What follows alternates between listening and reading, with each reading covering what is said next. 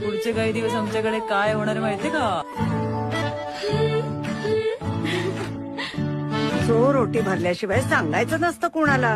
सोरोटी म्हणजे म्हणजे चोरून भरायची ओटी 3ऱ्या महिन्यात भरतात ती.